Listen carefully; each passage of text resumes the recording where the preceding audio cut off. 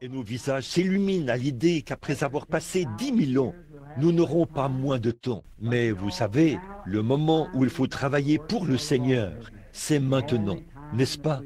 Le seul moment que nous avons, c'est cette petite période de notre vie mortelle pendant que nous sommes ici. Et je crois qu'il est de notre devoir de consacrer chaque minute possible au service du Seigneur, à faire quelque chose. Peu importe ce que ce soit chanter, témoigner, faire quelque chose pour la gloire de Dieu. Car pensez-y, nous ne ferons que chanter pendant 10 000 ans après être arrivés là-bas. Ça, ce sera seulement le service de chant. Là, ce ne sera pas tout à fait terminé, vous savez, 10 000 ans. Donc, ce seront des moments merveilleux. Maintenant, ce soir, nous vous annonçons, c'est juste, je dois partir pour l'Idaho demain matin. Je serai absent pendant quelques jours, puis je reviendrai. Après ça, si Dieu le veut, nous voulons commencer un réveil à l'ancienne mode, ici même au tabernacle. Nous en connaîtrons tous les détails dans quelques semaines, si le Seigneur le veut. Ce sera un bon réveil consacré à l'enseignement. Seulement, nous avons plongé nos mains dans le pot de miel ce matin et nous avons passé des moments merveilleux et glorieux. Et vous savez, vous tous qui n'étiez pas ici, vous avez certainement manqué un long service. C'est un long service, 2 heures, où j'ai enseigné ici. Et aussi, je me sentais vraiment bien. Je viens de rentrer du Colorado et je me sens merveilleusement bien. Alors j'allais commencer le réveil tout de suite. Et certains de mes très bons amis, à qui je ne pouvais vraiment pas dire non, frère Argenbright et beaucoup d'autres de la Californie, les hommes d'affaires chrétiens, m'ont demandé de les rencontrer dans l'Idaho. Et je dois partir pour la Californie demain matin et me rendre dans l'Idaho pour mardi. Ils vont à la rivière Snake et tout. Ils voulaient que j'y aille avec eux. Je n'avais aucune réunion prévue, alors Vous savez, quand quelqu'un vous traite bien, vous l'aimez. C'est vrai. Ils ont été bons vers moi. Alors je suis allé demander au Seigneur. Il m'a semblé qu'il m'avait dit qu'il n'y avait pas de mal à ce que j'y aille. Alors j'y vais. Ensuite, je reviendrai, Dieu voulant, et je commencerai le réveil. Et nous passerons de bons moments à l'ancienne mode.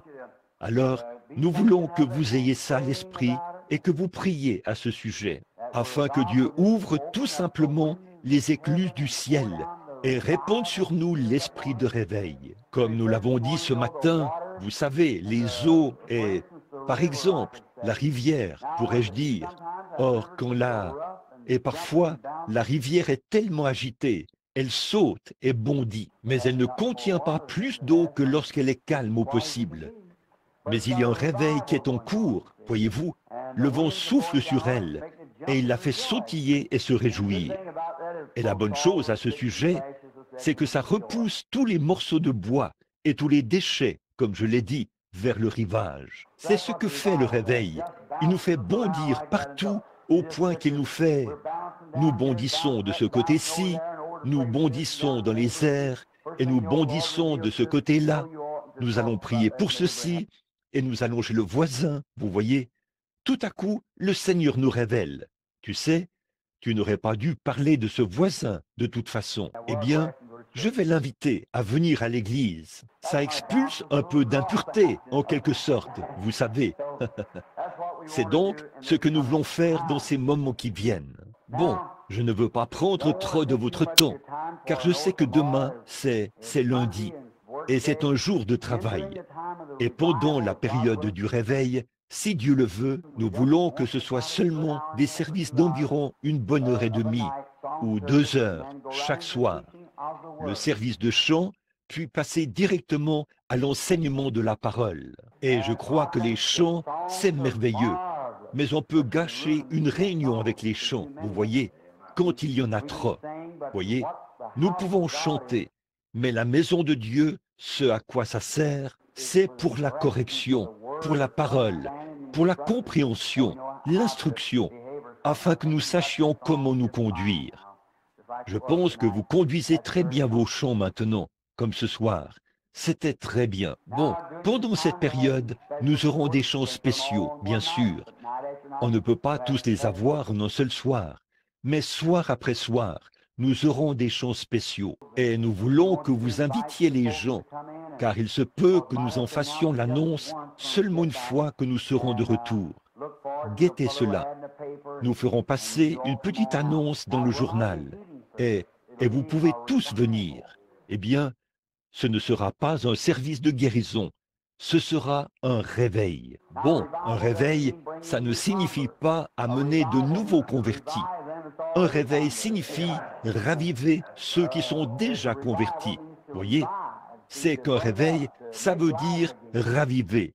Voyez, élever, faire revivre. Quant à l'Église, parfois, nous nous relâchons un peu. Alors nous nous attendons à un de ces bons vieux temps, comme on en avait il y a longtemps. Gertie m'a appelé tout à l'heure. Elle m'a dit que sœur Angie et elle viendraient chanter ce cantique pour moi. Le rassemblement religieux en campement, comme il y a 40 ans. Donc, nous nous attendons et dites aux frères et sœurs des autres églises qu'ils sont tous invités. Bon, ce soir, nous étudions un sujet très profond qui a été annoncé ce matin. Et j'apprécie vraiment l'hospitalité et la gentillesse de notre frère Neville. Il est toujours disposé à s'asseoir et à nous céder la place et tout. C'est un vrai frère. Il cède facilement sa chair, comme si ce n'était rien pour lui de le faire. Donc, j'apprécie beaucoup frère Neville. Il a toujours fait preuve de collaboration dans tout ce que je lui ai demandé de faire. Il s'est toujours promptement exécuté. Comme ça. Donc, j'apprécie un tel frère. Ce matin, au cours des 4 derniers mois, ou quelque chose comme ça, nous avons étudié le chapitre 9 ou le chapitre 10 de l'Épître aux Hébreux.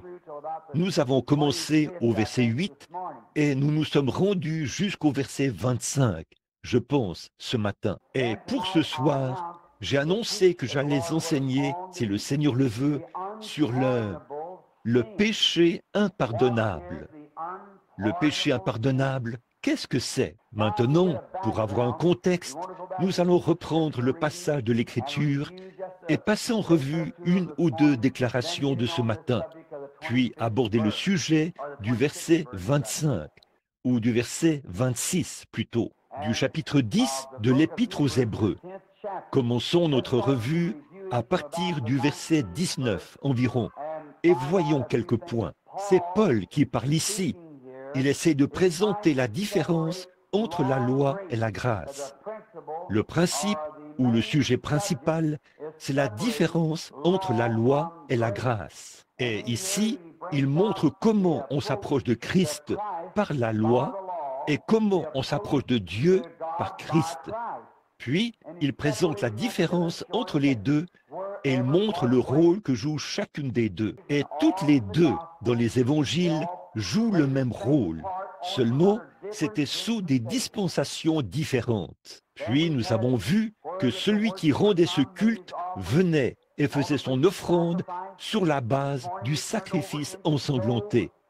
Ce matin, nous avons pris Job, mentalement parlant, et nous avons vu que Job vivait au jour de l'offrande et de l'Holocauste. Et il se disait que parce que ses enfants avaient peut-être péché d'une manière ou d'une autre, qu'ils n'étaient pas conscients qu'ils avaient péché, Job a offert un holocauste pour ses enfants, par précaution. J'aime ça, pas vous? Avoir de l'intérêt pour ses enfants, faire un holocauste, élever une prière en offrant en sacrifice une brebis, la mort d'une brebis, afin que ses enfants ne soient pas perdus, s'ils avaient commis des péchés, et que Dieu leur pardonne leurs péchés. Ensuite, nous avons continué dans Job et vu qu'à la fin, cela avait porté ses fruits. Dieu, après que Job avait subi une période de châtiment et d'épreuve, à la fin, cela a porté ses fruits. Job n'a perdu aucun de ses enfants. Toutes ses brebis, tout son bétail, tous ses bœufs, tous ses chameaux lui ont été redonnés en double. Et aussi, Dieu a redonné ou lui a donné ses enfants. Ils étaient tous morts en ce qui concerne la terre, mais dans la gloire, ils attendaient qu'il vienne. Aucun d'eux n'a été perdu. Vous voyez, Dieu a donné à Job ses filles et ses fils, ce que signifie le fait de vivre et de marcher dans la lumière dans laquelle vous devez marcher, de se conformer à toutes les règles et à la dispensation lorsqu'il règne. Nous voyons dans la Bible que Zacharie, le père de Jean-Baptiste, qui était le petit cousin de Jésus, était un homme juste. Avez-vous remarqué cela dans l'Écriture?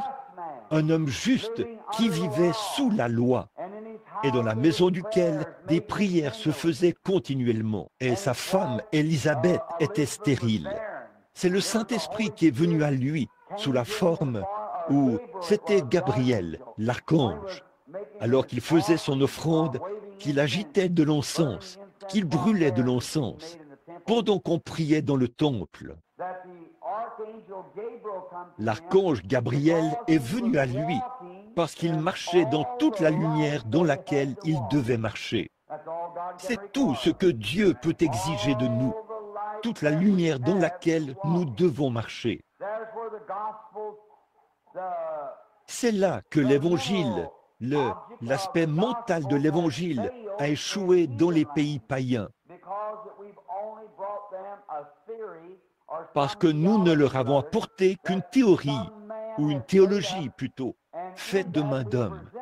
C'est ce que nous leur avons présenté, et ce n'est pas plus efficace que leur propre culte. Si, autrement dit, si on leur enseigne que le soleil est une grande puissance, et qu'il contrôle la terre, c'est vrai dans un certain sens, mais alors ils croient que ce soleil a une puissance, que c'est par le soleil que vient la végétation, que c'est par le soleil que vient la vie, que c'est par le soleil que vient... Eh bien, c'est tout à fait vrai, mais le soleil n'est qu'une création du Créateur. Là-bas, nous en avons eu un sur l'estrade. Vous avez probablement reçu des lettres à ce sujet, beaucoup d'entre vous qui connaissez les missionnaires qui œuvrent là-bas et tout. L'un d'eux est monté, il s'assoit là et regarde le soleil jusqu'à ce qu'il devienne complètement aveugle. Ils estiment que si le soleil les rend aveugles, alors ils ne verront pas le péché et les choses du monde. Ils seront aveugles aux choses du monde. Et de ce fait, eh bien, ils seront sauvés. Eh bien, voilà tout ce qu'ils savent de Dieu. C'est ce qu'on leur a enseigné. Et ils croient que c'est ce qu'ils devraient faire en guise de sacrifice, de perdre la vue par l'effet du soleil, et ils seront sauvés. D'autres marchent dans le feu, s'allongent sur des clous, gardent les mains levées et disent qu'ils ne baisseront jamais les mains tant qu'ils n'auront pas trouvé la paix.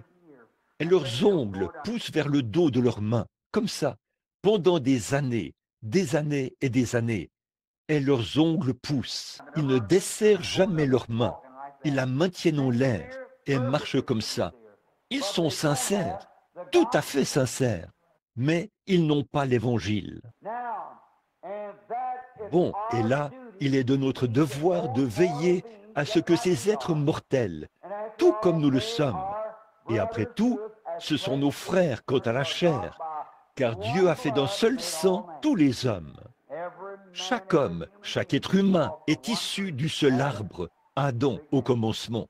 Eh bien là, cela montre qu'il est de notre devoir, en tant que frères chrétiens, de leur apporter le vrai évangile vivant. Donc, dans tout ça, alors que celui-ci est de cette tendance, que l'autre adore les petits animaux, les insectes et ainsi de suite, là, vous voyez, ils adorent la créature au lieu du Créateur. Et une fois qu'ils ont entendu l'évangile du Seigneur Jésus, ils l'ont entendu bien des fois par les missionnaires. Ils distribuent des tracts et ainsi de suite. Ils disent, j'ai dit, messieurs, combien d'entre vous connaissent le Seigneur Jésus? Chacun d'eux. Combien d'entre vous croient qu'il était le Fils de Dieu? Aucun d'eux, voyez? Eh bien, que pensez-vous qu'il était? Oh, il était un enseignant, tout comme les nôtres, et ainsi de suite, voyez? À cause de ceci, il n'y a rien qu'aucun de leurs dieux puisse produire en matière de résultats naturels. Mais par l'évangile du Seigneur Jésus-Christ, chaque parole qu'il a dite s'accomplira. C'est vrai, c'est ça qui fait la différence. Et ce pauvre homme se tenait là, aveugle.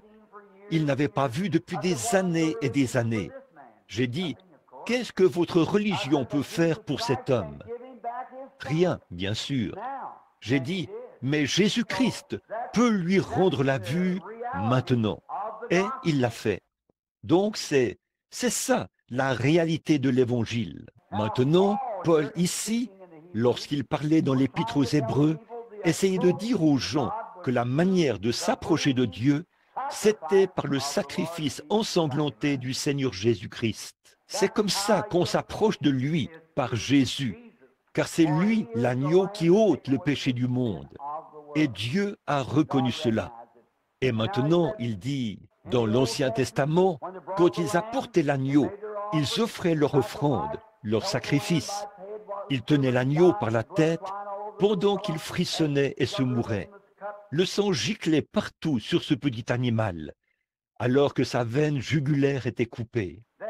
Et là, ils prenaient conscience que cet agneau mourait à leur place. Puis, ils repartaient avec la même cruauté de cœur qu'ils avaient à leur arrivée. Le même désir de commettre adultère, le même désir de mentir, le même désir de voler, d'assassiner, et que sais-je encore. Mais une fois qu'un homme pose la main, oh là là, un homme pose sa main sur la tête de Jésus-Christ et confesse son péché, il ressent les douleurs et l'agonie du calvaire, ce que le péché, ce qu'il a dû payer pour racheter l'homme du péché. Et le Saint-Esprit, par le sang de Jésus-Christ, vient purifier cet homme. Il repart étant une nouvelle créature, et c'est une fois pour toutes. Il repart étant une personne différente. Lorsqu'il repart de là, toute la question du péché est réglée pour toujours. Car par un seul sacrifice, dit l'Écriture, il a amené à la perfection pour toujours ceux qui sont sanctifiés. Et il a dit, le Saint-Esprit en rend témoignage. Voyez, ce seul sacrifice pour toujours, il a fait son offrande en donnant sa propre vie. Et il s'est assis à la droite de la majesté divine dans les lieux très hauts. Et nous avons un souverain sacrificateur, assis dans la majesté de Dieu, dans la présence du grand Créateur, qui intercède sur la base de notre confession. Or, il a dit ici, au verset 19, « Ainsi donc, frères, puisque nous avons, au moyen du sang de Jésus, une libre entrée dans le sanctuaire. » Réfléchissez à ça, pas de crainte. C'est bien le plus grand fléau qu'il y a dans l'Église chrétienne aujourd'hui, la peur. Et ce qui fait que les gens ont peur, c'est qu'ils ne sont pas bien enseignés et bien ancrés dans l'Évangile. Il n'y a absolument aucune raison pour laquelle ce petit endroit ne pourrait pas être une ruche de la puissance de Dieu, qui bourdonne de la gloire de Dieu, jaillissant de partout. Ce petit trou entouré de murs ici est presque connu dans le monde entier. Ce petit endroit où vous êtes assis ce soir, non pas à cause de William Branham, mais à cause de Jésus-Christ, le Fils de Dieu, et de l'Évangile pour lequel ils ont combattu. Non, monsieur, je n'ai rien à voir là-dedans, pas du tout. C'est lui qui l'a fait, et qui a fait que cet endroit soit connu dans le monde entier, alors que ce n'était rien d'autre qu'une petite structure de 1500 $, ou quelque chose comme ça, qu'on a bâti ici sans plancher. Mais c'est le Dieu Tout-Puissant qui fait ces choses. Maintenant, nous avons, au moyen du sang de Jésus, une libre entrée dans le sanctuaire, par la route nouvelle et vivante, non pas par l'ancienne route, par la route nouvelle et vivante. C'était une route qui menait à la mort, un ordre de la loi. Mais maintenant, nous entrons par la grâce, par le Saint-Esprit. Oh, j'espère que vous le voyez. Il n'y a rien que vous puissiez faire. La loi consistait en des œuvres. Ne touche pas, ne manipule pas, ne goûte pas, ne mange pas de viande, observe les sabbats, les nouvelles lunes, toutes les formes d'adoration, ce que l'homme faisait. Mais dans cette route nouvelle et vivante, il n'y a rien que nous puissions faire.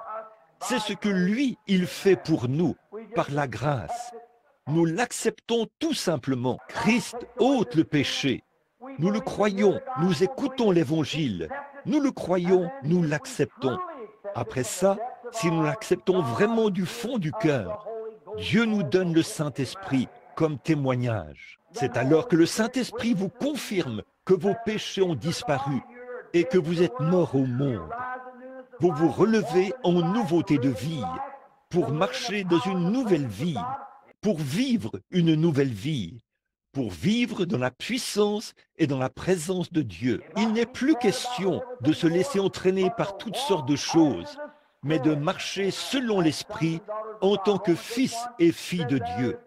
Romains 8:1 dit « Il n'y a donc maintenant aucune condamnation pour ceux qui sont en Jésus-Christ, qui marchent non selon la chair, mais selon l'Esprit. » Maintenant, pour beaucoup d'entre vous ici, les visiteurs qui viennent des autres églises, je ne veux pas que vous pensiez que je fais des histoires aux autres églises et que j'essaie de complimenter cette église-ci. Ce que j'essaie de faire, c'est de faire sortir de cette église les comportements charnels. Et c'est ça l'essentiel. J'ai beaucoup à faire, mais pour essayer de le faire, gardons le pas de nos propres portes balayées ici. Mais pour ce faire, nous devons utiliser d'autres exemples. Et ça, vous le savez, frères, dans votre église, nous avons tous besoin de passer le balai. Ça, vous le comprenez. Donc, ce qu'il y a, c'est de voir que Dieu ne reconnaît aucune organisation ni aucun groupe de gens. Si vous êtes méthodiste, ce n'est pas parce que vous êtes méthodiste qu'il vous reconnaît. Si vous êtes pentecôtiste, ce n'est pas parce que vous êtes pentecôtiste qu'il vous reconnaît. Il reconnaît uniquement un individu, amen, qui est né, qui a été régénéré par le Saint-Esprit et qui est devenu une nouvelle créature en Jésus-Christ. Il ne reconnaît pas les organisations, il ne reconnaît pas les grands rassemblements. Dieu ne vient jamais dans de grands rassemblements simplement parce que ce sont de grands rassemblements. Il vient parce que les cœurs sont d'un même accord et qu'ils s'attendent à ce qu'ils viennent. Regardez Jésus qui vient dans l'église la plus humble. 2 ou 3 qui sont assemblés en mon nom. Eh bien, j'ai dit ce matin, et je le répète à l'instant, notre petite église ici, en ce qui nous concerne, nous essayons de nous en tenir à la parole de Dieu sans mélange. Il faut que ça vienne d'ici. Les églises, quand les gens organisent leurs églises, ce qu'ils font, c'est qu'ils bloquent les bénédictions de Dieu par leur théologie, de sorte que Dieu ne peut pas se frayer un passage pour bénir son peuple. Ils rendent leur église tellement formaliste, tellement raide et tellement guindée, que le Saint-Esprit ne peut pas venir dans l'église. Et une fois que le diable a vu qu'il avait mis cela en place et que certains allaient quand même se frayer un chemin, il les a laissés ouvrir d'autres canaux qui n'ont aucun lien avec l'Évangile, les faisant ainsi tomber dans le fanatisme. C'est vrai, voyez, ils deviennent soit une bande de fanatiques, soit une bande de guindés. Mais au milieu du chemin, il y a l'évangile du Seigneur Jésus-Christ. Comme ce que je disais ce matin et que je suis en train d'appuyer maintenant en vue de cette grande question que je m'apprête à poser dans quelques instants. C'est ceci. Les hommes prennent les esprits les uns des autres. Prenez garde à ne pas recevoir l'esprit d'un homme au lieu de l'esprit du Seigneur. Allez dans une église, observez la manière dont le pasteur agit et vous verrez la manière dont les gens agissent. Voyez, si le pasteur est vraiment guindé et raide, les gens seront pareils. Si vous allez là où il y a de l'extravagance et du fanatisme, les gens seront pareils. Alors frères, nous devrions être reconnaissants ici, au tabernacle, ce soir, d'avoir un pasteur sensé, saint d'esprit, qui prêche le plein évangile dans sa puissance, avec simplicité et liberté. Oui, monsieur, s'il y a quelque chose que je veux représenter correctement dans ce monde, si je ne représente pas correctement l'humanité, je veux représenter Jésus-Christ dans sa vie. Je veux être un chrétien selon la Bible. Ce que la Bible dit, c'est ce que je veux croire. Peu importe qui est en désaccord ou qui ne l'est pas. Je ne me dispute pas avec eux, mais je veux croire la Bible. Ceci, c'est la parole de Dieu. Je crois que c'est vraiment le plan du salut. La parole de Dieu est le seul rocher qui subsistera au fil des âges. C'est la parole de Dieu. Jésus a dit, « Les cieux et la terre passeront, mais ma parole ne passera jamais. » Donc, je crois que ceci, c'est la vérité. Est-ce que Dieu, je le dis humblement devant ma petite église, comme ceci, je ne pourrais pas le dire dans les grandes réunions, parce que les gens vont rouspéter et tout. Mais en tant que voyant à qui Dieu donne des visions, ça ne fait pas de moi quelqu'un de meilleur que l'ivrogne qui s'est converti il y a 10 minutes quelque part. C'est vrai, il est un chrétien comme moi. Il ira dans le même ciel et jouira des mêmes bénédictions et des mêmes choses que moi, ou que n'importe qui d'autre. Il n'y a personne d'important ni personne de grand dans le royaume de Dieu. Nous sommes tous un. C'est vrai, tout le monde est pareil, frères et sœurs. Que nous soyons jaunes, noirs, blancs, quoi que nous soyons, nous sommes un en Jésus-Christ. Il n'y a pas de docteur en théologie, de docteur en droit, et les tout-petits, les diacres et les concierges, ou quoi que ce soit d'autre. Ils sont tous pareils en Jésus-Christ, une seule personne. Il n'y en a pas un qui soit supérieur à un autre. C'est pourquoi nous sommes frères et sœurs dans le Seigneur Jésus-Christ. Et là, quand nous nous rassemblons et que nous sommes assis dans les lieux célestes, d'un même accord, d'un même cœur, d'un même accord, alors le Saint-Esprit peut venir et nous bénir et nous donner la précieuse parole de Dieu.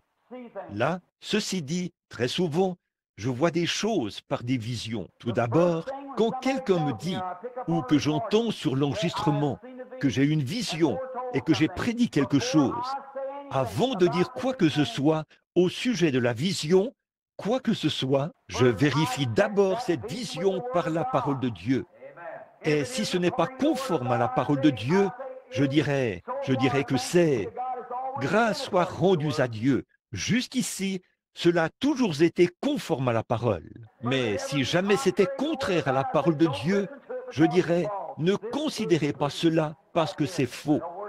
Voici la vérité, ici même, la parole de Dieu. Alors quand nous venons à Dieu d'une manière raisonnable et équilibrée, quand nous venons sans aucune méchanceté, sans aucun préjugé, avec un cœur ouvert et disposé à apprendre, Dieu est capable d'enseigner. Lorsque nous sommes disposés à apprendre, mais nous devons d'abord mettre de côté la tradition, mettre de côté les idées qu'on nous a enseignées.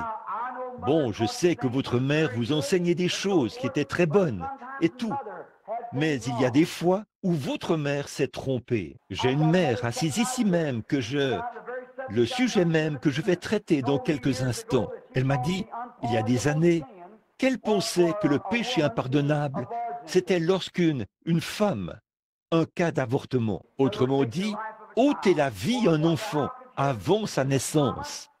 Elle disait, comment cela pourrait-il lui être pardonné? Pour maman, au mieux de sa connaissance, sur la base de tout ce qu'elle savait, c'était vrai. Voyez? Mais ce n'est pas vrai selon la parole de Dieu. Alors, ça change tout. Donc, quelqu'un dit, je suis né catholique, ma mère était catholique, elle m'a élevé dans la foi catholique, je resterai catholique. Eh bien, j'ai été élevé dans la foi baptiste, mais je ne suis pas resté baptiste.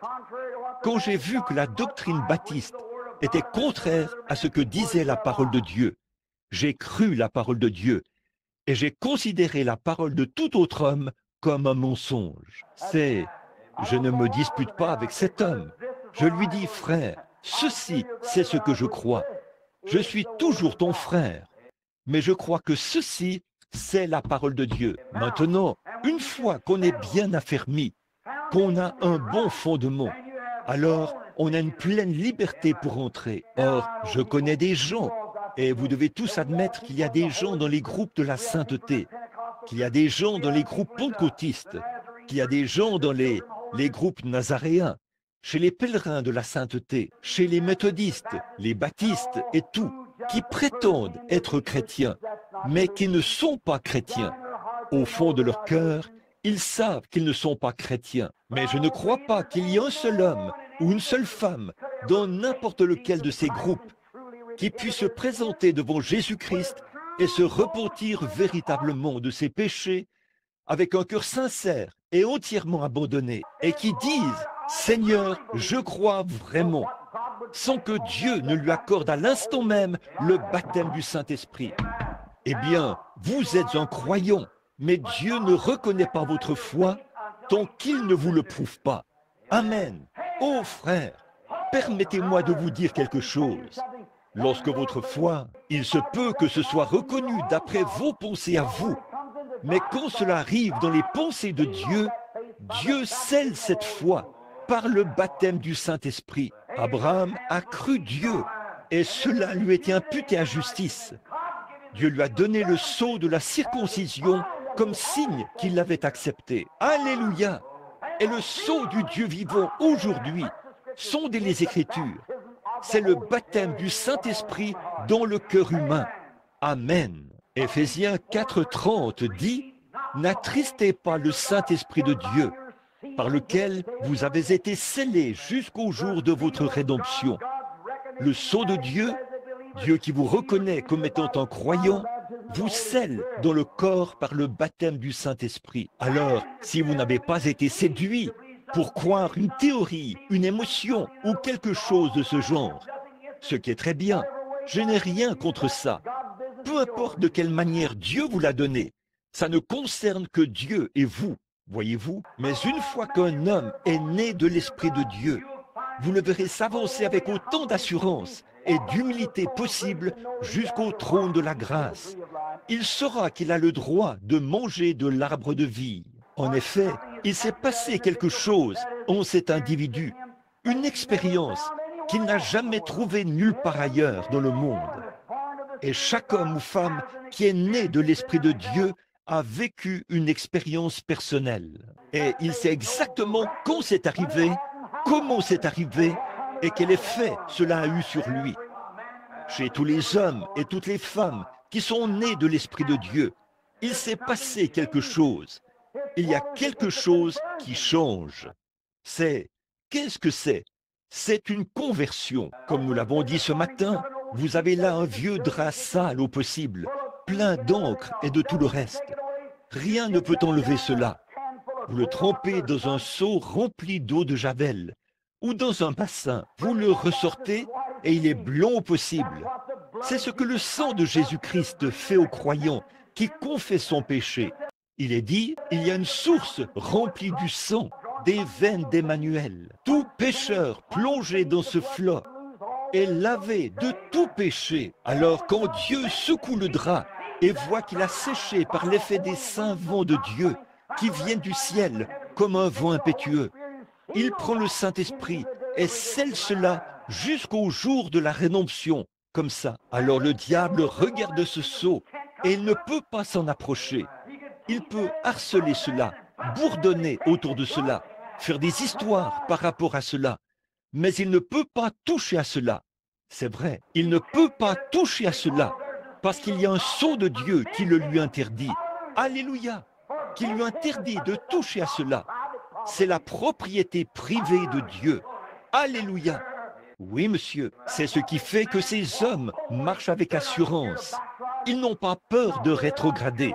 Non, monsieur, ils n'ont pas peur de ce que le diable dit. Il y a une chose à ce sujet, c'est que vous pouvez vous référer à vos raisonnements et vous pouvez vous limiter au raisonnement.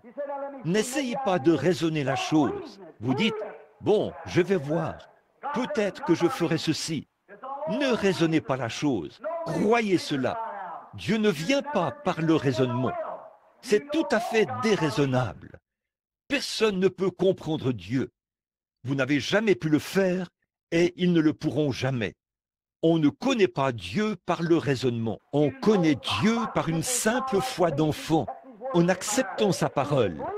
Vous dites que c'est la vérité et vous croyez cela. C'est comme ça qu'on connaît Dieu, par la foi et non pas par le raisonnement, par votre capacité à raisonner qui est en vous. Mais la foi vient de Dieu. La foi, c'est quelque chose qui naît en vous, quelque chose que Dieu vous donne. Et c'est une ferme assurance des choses qu'on espère, une démonstration de celles qu'on ne raisonne pas. Alléluia, c'est de là que ça vient. Par cela, par la puissance sans mélange du Seigneur Jésus-Christ, qui fait d'une créature une nouvelle personne et la baptise à nouveau du Saint-Esprit. Il le lave, le suspend et le scelle dans le royaume de Dieu. Et là, il se tient debout et sait où il en est. Tous les démons de l'enfer ne pourraient l'en dissuader. Vous pourriez très bien braquer une mitrailleuse sur lui. On a déjà essayé ça.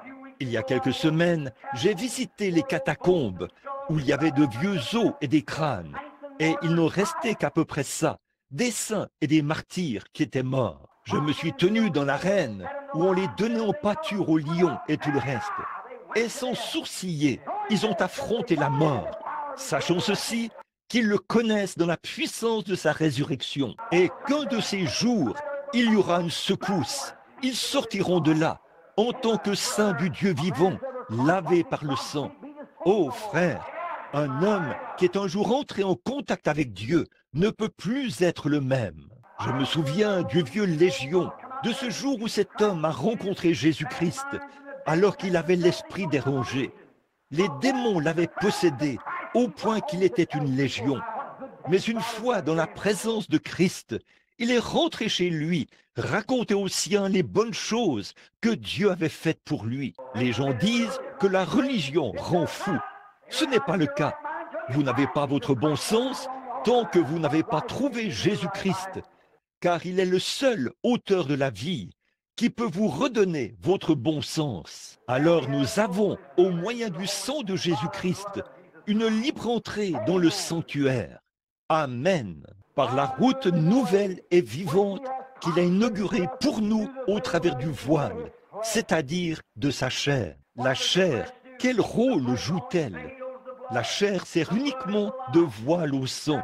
C'est le sang qui est la vie. En effet, le seul moyen de conserver la vie dans mon corps, c'est que la peau, la chair, les tissus, les nerfs, et ainsi de suite, maintiennent le sang à sa place, afin qu'il puisse apporter la vie à ce tabernacle dans lequel j'habite. Pas vrai? C'est ce qui servait de voile entre Dieu et les hommes. Le sang, les nerfs et la peau de Jésus-Christ, le Fils de Dieu. La naissance pure de son, que Dieu le Père a couvert de son ombre la Vierge Marie, et a créé en elle la cellule sanguine de son propre être, la création. Et dans cela, sa peau le cachait aux hommes. Mais un jour, le péché de l'homme a ouvert son cœur d'un coup de lance, et son sang a coulé sur le sol.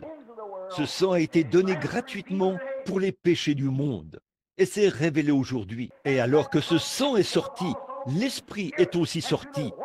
Et par le lavage d'eau, par le sang, au moyen de l'Esprit, nous sommes nés dans le royaume de Dieu. Nous sommes de nouvelles créatures en Jésus-Christ. Dieu a pris ce corps mort et immobile qui gisait dans la tombe et l'a ressuscité pour notre justification. Il est assis à la droite de sa majesté ce soir, en train d'intercéder. Quel genre de gens devrions-nous être? Des lâches, des poltrons, ayant peur de dire au patron qu'on est sauvé ou né de nouveau, peur de témoigner à l'ivrogne? Nous avons, alléluia, par le sang de Jésus-Christ, une libre entrée dans le sanctuaire. Oh, ça traitera, on vous traitera d'exalté, on vous traitera de tous les noms. Qu'est-ce que ça change? Ils l'ont appelé Belzébul, voyez. Mais qu'est-ce que ça change, le nom qu'on vous donne? Ce qui compte, c'est le nom que Dieu vous donne. Le monde dit exalté, ignorant, c'est du fanatisme. L'Église dit, il a fait fausse route, il a perdu la raison. Mais Dieu dit, celui-ci est mon fils. Je préférerais avoir ça plutôt que toute la gloire des hommes. Je ne veux pas que les hommes me passent la main dans le dos. Je veux que Christ me prenne par la main. Amen. Est-ce là votre témoignage? Ça me rappelle le petit David, une fois, quand l'arche s'était retrouvée parmi les Philistins et tout. Il n'y avait plus de réveil en Israël. Un jour, alors que David se tenait là, il a regardé de l'autre côté de la colline et il a vu l'arche qui arrivait. il est devenu un exalté. Il s'est mis à danser et à courir partout de toutes ses forces. Et sa future femme s'est moquée de lui. Eh bien, a-t-il dit, tu n'aimes pas ça, hein? Regarde donc ceci. Il est descendu là et a fait le tour de l'arche, encore et encore, en dansant de toutes ses forces. Sa femme a attiré un opprobre sur elle. Elle est devenue stérile. Elle n'a jamais donné naissance à des enfants pour les élever. Et son nom s'est éteint en Israël. Mais voici ce qui s'est produit. Du ciel, Dieu a baissé les regards et a dit, « David, tu es un homme selon mon cœur. » Oui, monsieur, je préférerais avoir ça plutôt que toute la popularité auprès des femmes, des hommes ou de qui que ce soit d'autre sur cette terre. Je préférerais trouver grâce devant Dieu. Dieu dit, « J'ai un serviteur sur qui je peux mettre mon doigt et il me croira et me fera confiance. » C'est vrai, vous ne pouvez pas le faire en professant à moitié. Vous ne pouvez pas le faire avec un esprit fermé. Vous devez le faire sur la base d'une foi pure et sans mélange, par le sang de Jésus-Christ. Vous êtes entré là-haut et vous savez que vous avez touché Dieu avec votre main et que vous êtes son serviteur. Vous n'avez peur de rien à ce moment-là. Nous sommes entrés par la route nouvelle et vivante, par ce sang, par son voile qu'il a voilé. Un peu plus loin, nous avons, et puisque nous avons un souverain sacrificateur établi sur la maison de Dieu, qui est Christ, écoutez bien, approchons-nous avec un cœur sincère et avec la conscience et la foi, et notre conscience purifiée du mal, et le corps lavé d'une eau pure. Nous avons vu cela ce matin. Maintenant, l'eau, ici, purifiée, signifie débarrasser. Notre conscience débarrassée du problème du péché, du mal et des ténèbres, et le corps lavé d'une eau pure, par le baptême d'eau au nom de Jésus-Christ. Nous avançons librement et avec assurance vers Dieu. Sachons ceci, que le mal que j'aimais autrefois est chose du passé. Sachons que la vie que je vivais autrefois est maintenant terminée. Non pas parce que je l'ai fait, mais parce que quelque chose est entré en moi et l'a fait lui-même. Par la grâce, il m'a sauvé. J'ai cru en lui. Il m'a donné le Saint-Esprit. Les choses que je détestais autrefois, je les aime maintenant. Le sacrifice. Autrefois, c'était difficile pour moi d'aller à l'église. Maintenant, j'aime y aller. Autrefois, je détestais entendre les gens chanter, pousser les cris et témoigner. J'aime ça maintenant. Quelque chose m'a changé. J'ai donc une route nouvelle et vivante. Quelque chose s'est ancré ici. Je le sais, quand je suis descendu dans l'eau et qu'on m'a baptisé au nom du Seigneur Jésus-Christ. Il a dit, repentez-vous et que chacun de vous soit baptisé au nom de Jésus-Christ pour la rémission de vos péchés. Et vous recevrez le don du Saint-Esprit. On m'a contredit, on m'a fait des histoires, on m'a dénigré, on m'a ridiculisé. Ça ne change absolument rien. Dieu l'a dit et je le crois. Et c'est exactement ça. Je me suis tenu là quand même en continuant d'avancer. On a dit, tu es un Jésus seul, tu es un unitaire, tu es ceci, peu m'importe ce qu'ils disent. Je crois que la parole de Dieu est la vérité. Et je ne sais pas combien c'est populaire et combien vous devenez populaire ici. Ça ne change rien. Ce qui compte, c'est combien vous êtes populaire là-haut. On a récemment demandé à l'un de ces grands hommes de prêcher cela. Il a dit, c'est la vérité, mais si je disais cela, mon assemblée se lèverait et sortirait. J'ai dit, je préférerais prêcher la vérité aux quatre murs. De ces pierres, Dieu peut susciter des enfants à Abraham, plutôt que de faire des compromis sur l'évangile. Oui, monsieur, car un jour, ce livre-ci me jugera. C'est vrai, là-haut, les paroles de Dieu seront mon juge au jour du jugement. Je dois prêcher la vérité, peu importe combien elle blesse ou ce qu'elle blesse. Écoutez ceci maintenant. Là, nous continuons. Retenons fermement notre profession de notre espérance. Celui qui a fait la promesse est fidèle. Veillons les uns sur les autres pour nous exciter les uns les autres à la charité et aux bonnes œuvres. Ici, exciter signifie encourager. Encouragez-vous les uns les autres à la charité et aux bonnes œuvres. Si dans l'Église, vous voyez un frère qui a quelque chose contre un autre frère, ne dites pas quelque chose pour attiser cela, mais dites quelque chose qui les réconciliera. Excitons-nous les uns les autres aux bonnes œuvres et à la charité. Voilà ce que nous devons faire. Qu'est-ce que c'est? C'est un homme qui est né de nouveau. Mon frère, si ce soir, ce n'est pas ce sentiment qui vous anime lorsque vous voyez vos frères en train de se disputer et d'échanger des mots cinglants entre eux, si vous ne ressentez pas le besoin de les réconcilier, il est temps que vous alliez à l'autel. C'est vrai, il s'est passé quelque chose dans votre vie. Il y a quelque chose qui vous a séduit. Vous n'avez pas l'expérience que Dieu veut que vous ayez. Car Jésus, lorsqu'il était injurié, il n'a pas rendu les injures. Lorsqu'on a dit du mal de lui, il n'a pas répondu. Et lorsqu'ils l'ont fait du mal, il s'est retourné et leur a fait du bien. Lorsqu'ils l'ont persécuté et l'ont cloué à la croix, il a baissé les regards et a dit, « Père, pardonne-leur, car ils ne savent pas ce qu'ils font. » Si ce genre d'esprit n'est pas en vous, le Saint-Esprit n'est pas encore entré en vous, car c'est ce même esprit qui était en Jésus-Christ. La Bible dit que cela soit en vous. Christ est dans son Église. Maintenant, Branham Tabernacle, vous tous qui êtes ici, nous n'avons pas d'organisation, nous n'avons pas de carte d'inscription, ni rien. La seule chose que nous avons ici, c'est la communion fraternelle. Et vous qui avez la communion fraternelle en Jésus-Christ avec nous ce soir, et qui communiez avec nous chaque soir, chaque fois, nous sommes toujours heureux de vous avoir ici. Nous voulons que vous soyez ici. Vous n'avez pas à vous joindre à nous. Nous, la seule chose que vous avez à faire, c'est de venir adorer avec nous. Et nous nous attendons à ce que chacun de vous garde le vrai mystère de Dieu dans son cœur sans défaillir. Venez adorer. Avancez-vous à l'autel et tout. Aimez-vous les uns les autres. Soyez en harmonie les uns avec les autres. Et si vous voyez un frère s'écarter du chemin, allez vers lui et réconciliez-vous avec lui si vous le pouvez. C'est vrai, c'est ce que nous devons faire. Et mes amis, si jamais vous... Que faites-vous donc si vous ne faites pas ça? Vous devenez simplement une créature misérable et non un chrétien. C'est vrai.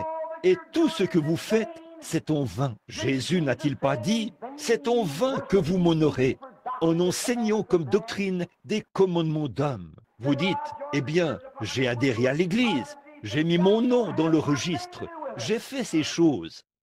Ça n'a absolument rien à y voir.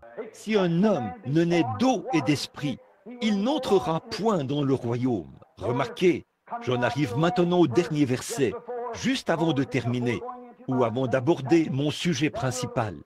Ensuite, je ne vous retiendrai pas trop longtemps. N'abandonnez pas votre assemblée. Venir à l'église. Et cela d'autant plus que vous voyez s'approcher le jour. Les gens renoncent à aller à l'église. Les églises commencent à se vider maintenant. La guerre est terminée. Tout le monde mange à sa faim, a des vêtements de rechange, on a ses bons travail et bien installé. On n'a pas de temps pour vous lorsque vous allez au magasin. J'ai appelé l'autre jour pour faire réparer ma chaudière. On m'a dit, est-ce que c'est nous qui l'avons installée? J'ai dit, non, c'est quelqu'un d'autre. Mais ils ont cessé leurs activités. Alors ont-ils dit, voyez ça avec ces gens qui ont cessé leurs activités. Oui, vraiment indifférents. À une époque récente, il y a seulement quelques années, ils auraient couru après n'importe quel client. Mais ils ont suffisamment d'argent. Ils s'en fichent. Ils laissent ça de côté. Mais je vais vous dire une chose. Vous serez rongés par la pourriture de ces choses-là. Mais il a dit, ne convoite pas les vaines richesses qui passent rapidement, cherchent à obtenir ces trésors célestes. Ils ne passeront jamais. J'ai connu la crise économique. J'ai connu la prospérité. J'ai connu toutes les deux. Mais je ne lâcherai jamais la main de Jésus-Christ pour tout l'argent et toutes les richesses que vous pourriez amasser sur la surface de cette terre et tout le reste. Il est mon ami quand je suis fauché. Il est mon ami quand je suis dans l'abondance. Je l'aime quand j'ai faim. Je l'aime quand je suis rassasié. Je l'aime quand je suis dans le chagrin. Je l'aime quand je suis heureux. Je l'aime parce que je l'aime. Parce qu'il m'a aimé le premier. Amen. Alléluia. Quand j'étais malade, sur mon lit de mort, il était mon ami. Alors que je me sens bien ce soir et que je suis heureux, il est toujours mon ami. Quand je serai sur mon lit de mort là-bas, quelque part, et que mes veines se refroidiront tout le long de mes bras, comme ça, il sera mon ami à ce moment-là. Et quand ces fils ténus sur lesquels je marche, se briseront, et que je plongerai dans l'éternité, il sera mon ami à ce moment-là. Alors que les âges s'écouleront après 10 000 ans, vous avez chanté vos chants de jubilé. Il sera toujours mon ami à ce moment-là. Oui, monsieur, quand il n'y aura plus de lune, plus de soleil, plus de terre, il sera toujours mon ami à ce moment-là. Alors que les âges s'écouleront. Oh, comme nous devrions l'aimer. Votre travail, qu'est-ce que ça représente? Ce que vous avez, qu'est-ce que ça représente? Votre popularité, qu'est-ce que ça représente? Quel est votre... Qui êtes-vous de toute façon? C'est vrai. Qui êtes-vous pour tourner le dos à Dieu? Qui êtes-vous pour refuser, pour désobéir à une seule parole qu'il dirait? Qui êtes-vous pour détourner la tête devant la parole de Dieu? Parce qu'un prédicateur ou quelqu'un d'autre vous a dit que c'était pour une autre époque. Qui êtes-vous pour croire l'homme plutôt que Dieu? Croyez Dieu plutôt que l'homme. C'est ainsi qu'on peut être l'ami de Dieu. Maintenant, regardez bien. Voyant toutes ces choses mises ensemble, alors Paul donne ce grand point culminant, cette glorieuse réponse. Maintenant, la voici. Écoutez bien. Car si nous péchons volontairement, après avoir reçu la connaissance de la vérité, il ne reste plus de sacrifice pour le péché. Car si nous péchons volontairement, après avoir reçu la connaissance de la vérité, il ne reste plus de sacrifice pour le péché. Résumons cela pendant un instant, alors que nous terminons. Je vais vous faire part de ceci. Et voilà précisément ce que je vais utiliser comme base pour mon prochain réveil. Précisément ce passage de l'Écriture. Si nous péchons volontairement, après avoir reçu la connaissance de vérité, il ne reste plus de sacrifice pour le péché. Écoutez, mais une attente terrible du jugement et de l'ardeur du feu qui dévorera le rebelle. Celui qui a violé la loi de Moïse meurt sans miséricorde sur la déposition de 2 ou de 3 témoins. De quel pire châtiment, oui, celui qui aura tenu pour profane et piétiné le sang de Jésus-Christ, l'alliance par laquelle vous avez été sanctifiés et qui aura outragé les œuvres de la grâce. Combien pire sera le châtiment quand sous l'agneau mourant, un homme qui avait violé ou rejeté la loi de Moïse devait mourir sans miséricorde parce que l'agneau était mort à sa place. À combien plus forte raison est rejeté l'homme qui outrage le sang de Jésus-Christ? Maintenant, la première chose que nous voulons savoir, le péché impardonnable, qu'est-ce que c'est? Certains disent, c'est se suicider. Certains disent, c'est lorsqu'une mère se débarrasse de son enfant, un avortement. D'autres disent ceci. D'autres ont dit, si vous avez eu le Saint-Esprit et que vous avez rétrogradé devant le Saint-Esprit, c'est ça le péché impardonnable. Ça ne l'est pas. Non, monsieur. Examinons cela intelligemment. Examinons cela par la parole de Dieu. Bon, dans le livre de Matthieu, au chapitre 12, Jésus avait chassé d'un homme un esprit muet et aveugle, ou un esprit sourd et muet, je crois. Après qu'il l'a chassé, ce sourd-muet a parlé. Les gens se sont retournés et l'ont regardé. Ils ont dit, eh bien, c'est par Belzébul, le chef des démons, qu'il chasse les démons. Et Jésus s'est retourné et leur a demandé comment pouvait-il croire avec un cœur rempli d'iniquité et cette façon d'être. Pourquoi? Pourquoi les a-t-il condamnés? Pourquoi? À cause de ceci, la parole de Dieu elle-même les condamnait. Car Jésus, Pierre n'a-t-il pas dit le jour de la Pentecôte, dans Acte 2, vers le verset 24, les versets 23 et 24, il a dit, « Homme israélite, Jésus de Nazareth, cet homme à qui Dieu a rendu témoignage devant vous, Dieu a rendu témoignage de lui par les signes, les prodiges et les miracles qu'il a opérés devant vous, et dont vous êtes vous-même témoins. » Ici, la première chose à laquelle nous devons penser maintenant, lorsque Jésus a dit à ces pharisiens là, au chapitre 12, il a dit, « Si un homme parle contre le Fils de l'homme, il lui sera pardonné. Mais quiconque parle contre le Saint-Esprit, il ne lui sera jamais pardonné, dans ce siècle ni le siècle à venir. » Que signifie dire du mal d'eux? Parler contre le Saint-Esprit, parler contre. Bon, vous pourriez vous tromper et dire l'action du Saint-Esprit. Si quelqu'un pousse des cris, ça pourrait être le Saint-Esprit. Ça pourrait être le cas, tout comme ça pourrait ne pas l'être. Vous dites, le parler en langue. Si quelqu'un parle en langue, est-ce le Saint-Esprit qui parle par lui? Ça pourrait être le cas, tout comme ça pourrait ne pas l'être. C'est tout à fait vrai. En effet, j'ai vécu assez longtemps pour savoir que tous ceux qui parlent en langue n'ont pas forcément le Saint-Esprit en eux. J'ai vu des démons parler en langue. J'ai vu des sorciers guérisseurs parler en langue. Je les ai vus boire du sang dans un crâne humain et parler en langue. J'ai vu des crayons qui avaient été posés sur la table, écrire en langues inconnues, et des sorciers lire cette écriture. Cela ne signifie pas qu'ils sont chrétiens. J'ai vu des gens pousser des cris et sauter en l'air et louer le Seigneur, puis aller voler, mentir, tricher et tout le reste. Je sais que ça ne vient pas de Dieu, mais je vous le dis, frère, là où il y a l'amour divin, l'amour parfait de Dieu dans le cœur, scellé, le même hier et aujourd'hui, qui continue d'agir, on peut commencer à considérer cela. Jésus a dit, « À ceci, tous connaîtront que vous êtes mes disciples, quand vous avez de l'amour les uns pour les autres. Les langues cesseront, la connaissance disparaîtra, la foi défaillira, et toutes ces choses-ci. Mais quand ce qui est parfait sera venu, c'est-à-dire l'amour, cela ne passera jamais. » C'est vrai, l'amour de Christ. Je ne peux pas juger d'après les choses que vous faites. Le seul juge qui soit, c'est le Dieu Tout-Puissant. Mais Jésus a dit, c'est à leurs fruits que vous les reconnaîtrez. Bon, nous savons une chose. Maintenant, regardez bien. Voici ce qui couronne tous les versets de la Bible.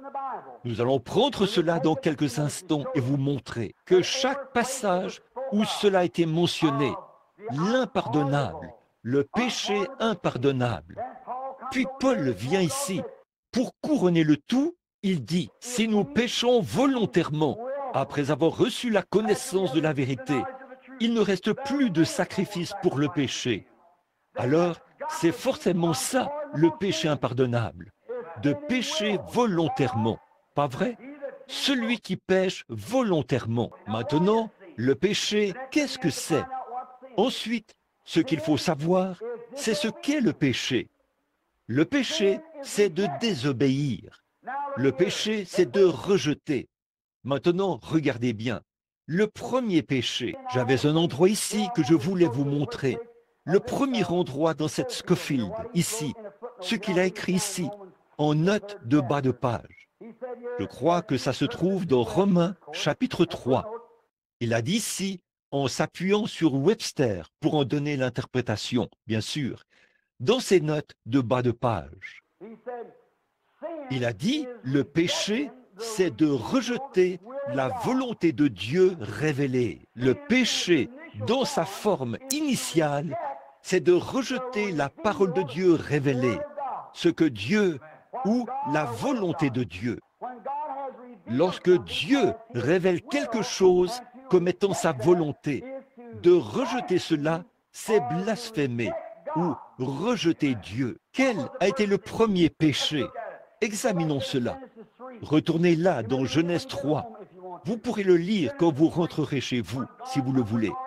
Dans Genèse 3, quand Dieu a créé le jardin d'Éden, il a mis Adam et Ève. Il leur a dit des choses qui étaient sa parole, qu'ils pouvaient faire et des choses qu'ils ne pouvaient pas faire. Maintenant, regardez bien. Lorsque Satan est venu vers Ève, il a dit, Dieu a dit, vous n'en mangerez point, mais certainement que vous ne mourrez point. Vous voyez cela?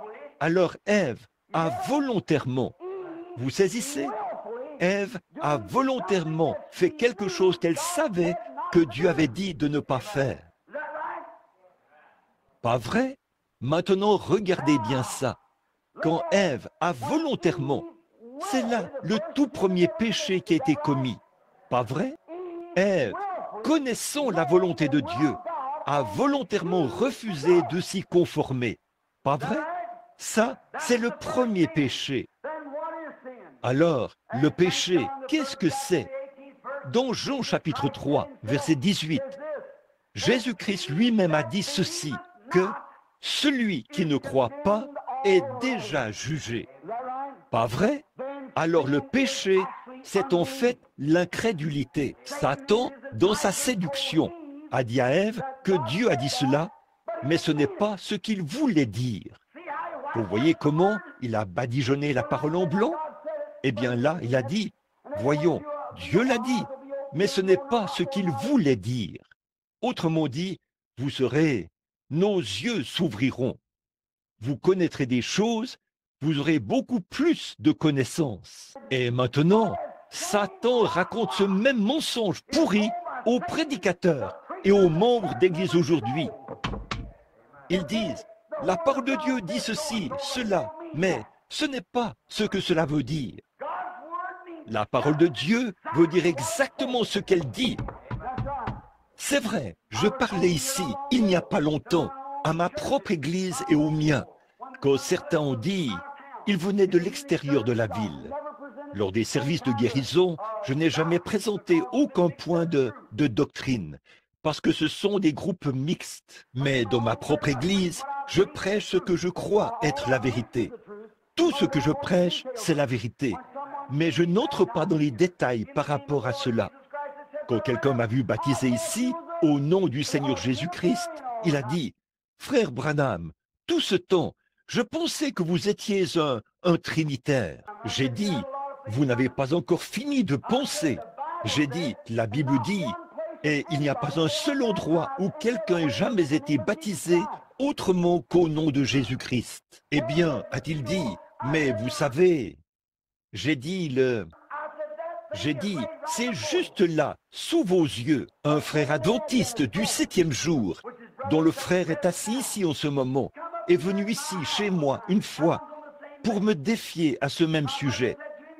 Mon frère lui a dit, il a dit, bon, regardez, frère, vous écoutez quelque chose qui n'est pas juste. Et il a dit, qui est Bill Branham pour me dire quoi que ce soit? Eh bien, a-t-il dit, venez écouter la parole de Dieu. Alors ce jeune homme est venu et nous avons sorti la Bible. J'ai dit, maintenant, frère, écoutez, allez-vous mettre votre manuel de côté et nous prendrons la Bible? Oui, la Bible. J'ai dit, alors, si la parole de Dieu dit que vous avez tort, me laisserez-vous vous baptiser au nom de Jésus-Christ? Et si vous me prouvez que Père, Fils et Saint-Esprit, c'est la manière de baptiser selon la Bible, je vous laisserai me baptiser.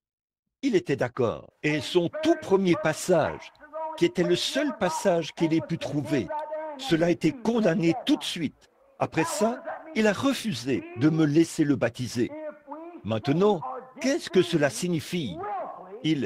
Si nous péchons ou que nous sommes volontairement incrédules, après avoir reçu la connaissance de la vérité, il ne reste plus de sacrifice pour le péché. Voilà votre péché impardonnable. Si vous connaissez la vérité de l'Évangile, que cela vous a été présenté, que Dieu vous l'a révélé, et que vous savez que c'est la vérité, mais simplement pour satisfaire une assemblée ou un prédicateur insignifiant, ou pour être populaire. Vous voulez vous accrocher aux choses auxquelles vous voulez vous accrocher, plutôt que de prendre la parole de Dieu. Paul a dit, celui qui pêche ou qui est volontairement incrédule, après avoir reçu la connaissance de la vérité, il ne reste plus de sacrifice pour le péché. C'est ça votre péché impardonnable, c'est de savoir ce qu'est la vérité et de refuser d'y marcher. Amen. Là, vous croyez que c'est vrai? C'est ce que la Bible dit. Celui qui pêche. Le péché, c'est l'incrédulité. Eh bien, vous dites, est-ce que fumer est un péché? Est-ce que boire est un péché? Non, non. Ce sont les attributs de l'incrédulité. Vous faites ces choses parce que vous ne croyez pas. Si un homme dit qu'il croit, il faut qu'il soit un chrétien et qu'il marche selon ce qu'il dit être. Vous voyez, un attribut. La pomme n'est pas l'arbre, c'est l'attribut de l'arbre. Et si vous montez, volez, trichez, fumez et faites toutes ces choses, et que vous prétendez être chrétien, c'est parce que vous n'êtes pas né de nouveau. C'est vrai, ça montre que c'est ce genre de vie qui est en vous. Jésus a dit, c'est à leurs fruits que vous les reconnaîtrez. Vous voyez? Et si vous faites ces choses, la Bible dit, si vous aimez le monde ou les choses du monde, l'amour de Dieu n'est même pas en vous. Vous êtes simplement religieux et vous n'avez jamais été sauvé. La religion est une couverture, mais le salut, c'est la liberté. Alléluia! Le salut met à découvert, c'est vrai, et montre ce que vous êtes. C'est vrai. Ainsi, la raison pour laquelle nous agissons mal, c'est parce que nous ne croyons pas. Mais si vous croyez de tout votre cœur que Jésus-Christ est le Fils de Dieu, Dieu est tenu, si votre témoignage est vrai, de vous donner le baptême du Saint-Esprit, de vous sceller dans le royaume jusqu'au jour de votre rédemption. C'est vrai. Et si vous dites, eh bien, j'ai le Saint-Esprit, gloire à Dieu, je sais que je l'ai, je suis tombé sous l'effet de l'Esprit. Oh, ce n'est pas du tout le signe que vous avez le Saint-Esprit, pas du tout. Mes amis, j'ai vu toutes sortes de choses tomber sous l'effet des esprits. C'est vrai, ça ne veut pas dire que vous avez le Saint-Esprit, mais quand vous avez l'amour de Jésus-Christ dans votre cœur, quand Dieu fait de vous un chrétien, quand il vous scelle dans son royaume, il se peut que vous tombiez aussi sous l'effet de l'Esprit. Il se peut que vous fassiez ceci, cela, autre chose. Peu importe ce que c'est, mais votre vie va cadrer avec votre témoignage. Votre vie témoigne tellement fort que peu importe ce que vous dites, les gens ne vous croient pas. Si vous ne vivez pas cela, ils ne vous croiront pas. Vous-même, vous ne le croyez pas, et les gens ne le croient pas. Alors, vous ne faites que vous rendre malheureux. Pourquoi ne venez-vous pas avec un cœur sincère dire « Oh Dieu, je confesse mes torts, je crois en Jésus-Christ de tout mon cœur. Maintenant, oh Dieu, donne-moi le Saint-Esprit. » Il le fera. C'est vrai, il le fera. Alors, cela produira son fruit, parce que vous croyez. Maintenant, vous dites, eh bien, j'ai arrêté de fumer, j'ai arrêté de boire, j'ai arrêté de faire ceci, cela et autre chose. Frère, n'importe quel pécheur peut faire cela. Certainement, il le peut. Ça ne veut pas dire, en temps de guerre, vous voyez un homme et disons qu'il porte l'uniforme américain. Eh bien, frère Robertson, frère Funk, beaucoup d'entre vous, des soldats ici, vous ne pouviez pas faire confiance à un homme juste parce qu'il portait l'uniforme américain. Il pourrait être un espion, il pourrait être un Allemand, il pourrait être un ennemi. Le fait qu'il porte l'uniforme américain ne fait pas de lui un Américain. Non, monsieur. Alléluia. Vous pourriez faire partie de toutes les églises du pays et tourner la page chaque nouvel an. Cela ne fait pas de vous un chrétien. Frère, quand vous avez une pièce d'identité avec vos empreintes digitales, alors vous êtes américain. Vous avez une pièce d'identité pour prouver que vous êtes américain. Et quand vous avez le baptême du Saint-Esprit et que la puissance de Dieu est à l'œuvre dans votre vie, et qu'elle vous amène à vivre humblement et paisiblement de ce monde actuel, jour après jour, semaine après semaine, année après année. On sait quelle est votre position. C'est vrai. David a dit, ce sera comme un arbre planté près d'un courant d'eau. Tout ce qu'il fait lui réussit. Il ne flétrira pas lors de la sécheresse, parce qu'il est planté près d'un courant d'eau. Oui, monsieur, son fruit ne se flétrira point. Ses feuilles ne se flétriront point. Il donnera son fruit en sa saison. Or, il n'en est pas ainsi du méchant. Ils sont comme la paille, qui sèche et que le vent dissipe. C'est vrai, d'un réveil à l'autre, il faut qu'il soit ravivé et ravivé. Mais une fois qu'un homme est ancré en Christ, il sait où il en est. C'est vrai. Donc, si nous avons péché, P-E-C-H-E, péché, eh bien le péché, qu'est-ce que c'est? Le péché, c'est l'incrédulité. Combien savent cela? Prenez votre dictionnaire Webster, quel que soit l'endroit où vous voulez vérifier cela. Ici, dans la Bible, le premier péché, c'était l'incrédulité. Pas vrai? Celui qui ne croit pas est déjà jugé. Partout dans l'Écriture, d'un bout à l'autre, c'est l'incrédulité. L'incrédulité. Si je dis qu'il fait nuit dehors, il fait noir. À quel point est-ce noir? Quelle partie exactement est la nuit?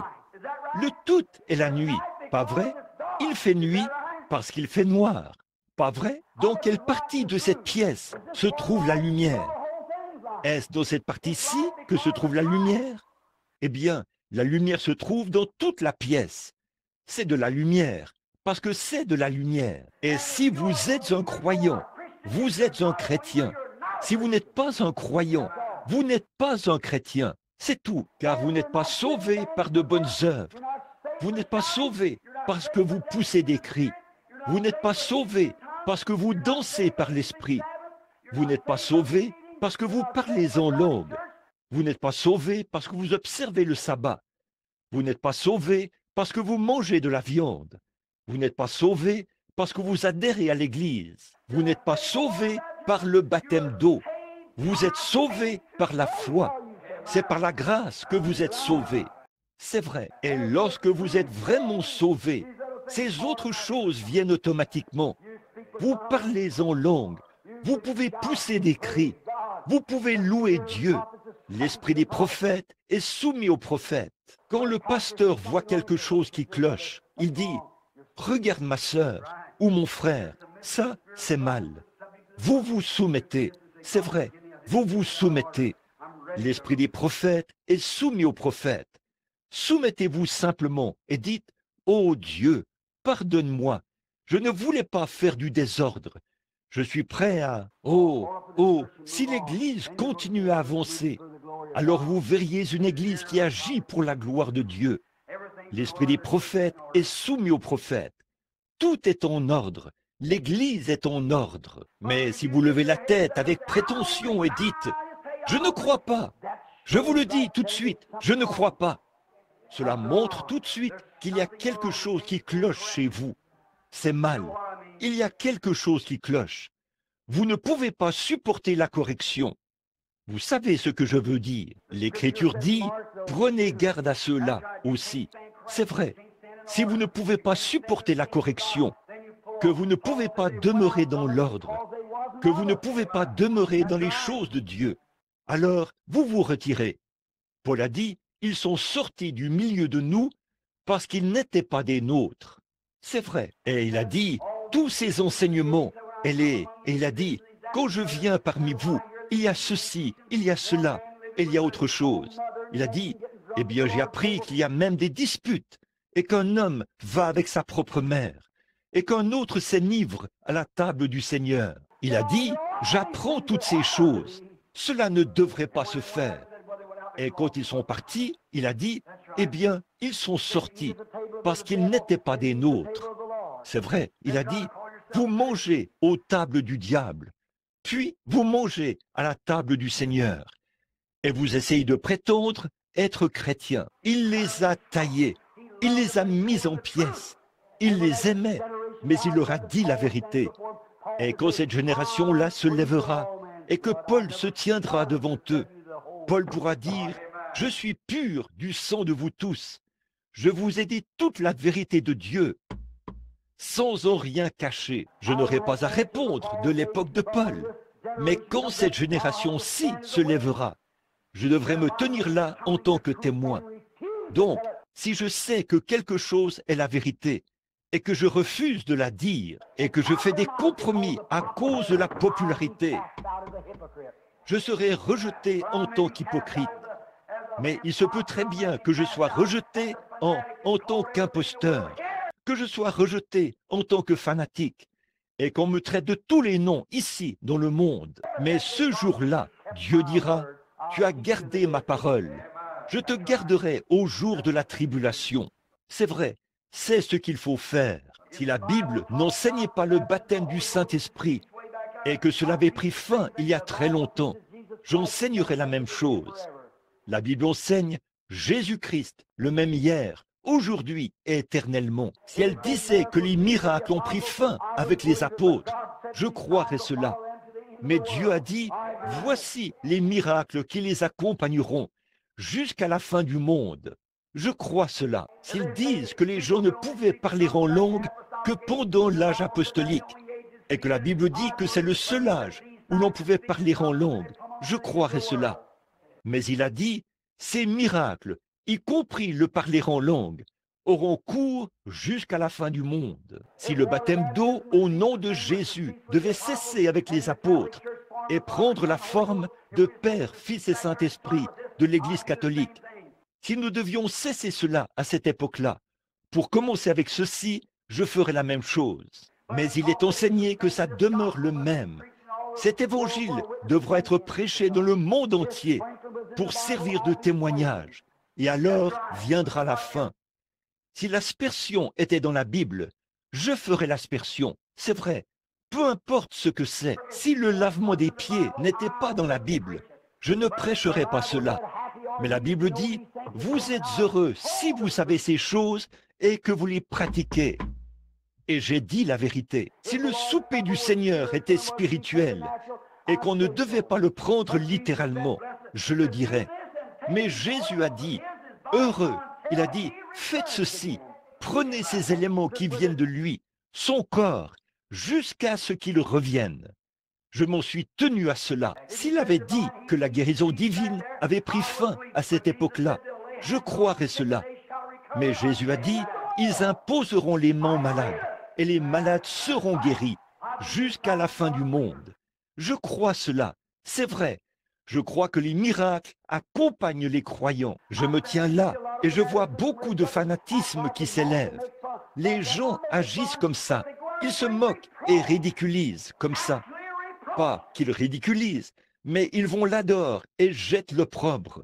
Vraiment un opprobre. Ils se tiennent là dans l'église et parlent en langue. Puis vont là-dehors faire la moue et faire des histoires. Ils s'en vont et ils reviennent au prochain réveil. Ce n'est pas Dieu, ça.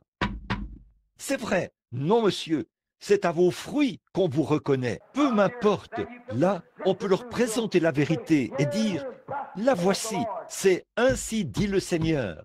Et un homme regarde cela, il en a peur. Il s'en va et dit, oh, je n'y crois pas de toute façon. Frère, vous avez péché contre le Saint-Esprit.